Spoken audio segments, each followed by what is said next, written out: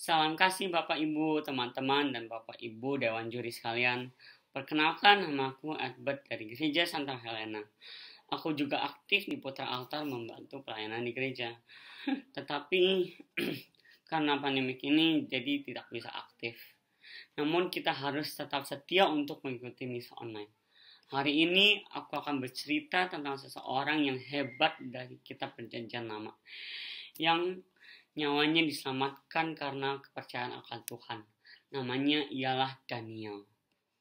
Jadi di sebuah kerajaan, Daniel adalah pelayan yang sangat dekat dengan Tuhan dan selalu berdoa.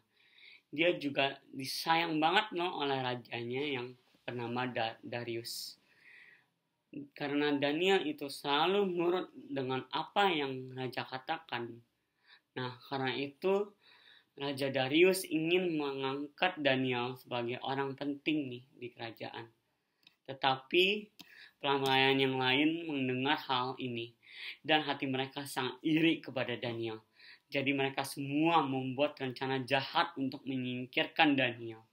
Mereka bilang ke rajanya, "Raja, bagaimana kalau raja mulai sekarang raja membuat peraturan bahwa seluruh rakyat di kerajaan ini harus menyembah raja selama 30 hari berturut-turut.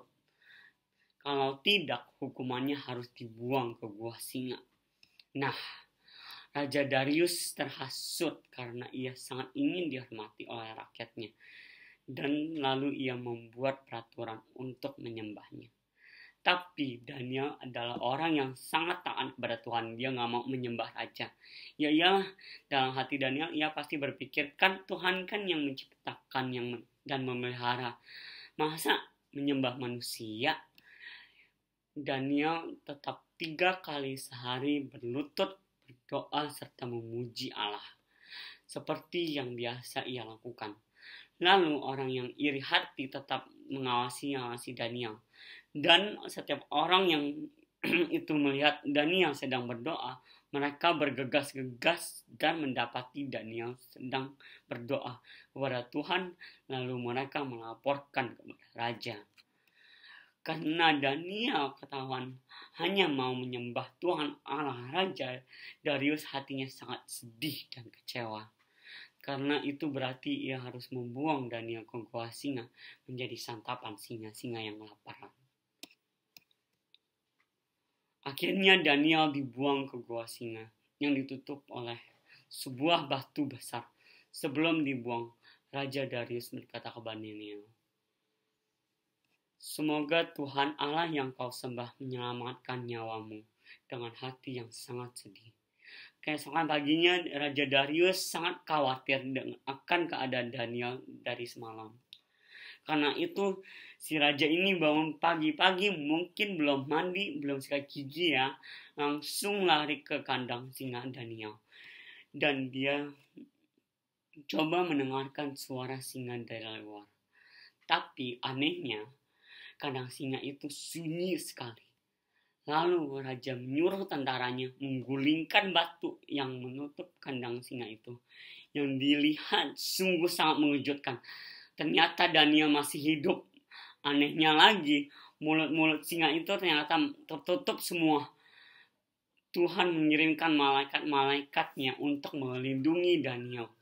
Karena peristiwa ajaib ini, raja membuat perintah baru. Seluruh rakyat kerajaan haruslah menyembah Tuhan yang disembah Daniel. Karena dialah Tuhan Allah kita yang hidup. Nah, dari cerita ini, perjalanan apa sih yang diambil? Melalui kisah ini, kita dapat belajar akan betapa pentingnya pengucapan doa dan ucapan syukur. Kita jangan pernah ragu-ragu untuk selalu setia kepada Tuhan. Apapun godaannya. Dari awal Daniel tahu bahwa jika dia berdoa kepada Tuhan, kemungkinan besar ia akan mendapatkan masalah. Namun Daniel bukannya menjadi berhenti berdoa atau bersembunyi, melainkan dia tetap berdoa dengan penuh semangat seperti dia biasanya berdoa.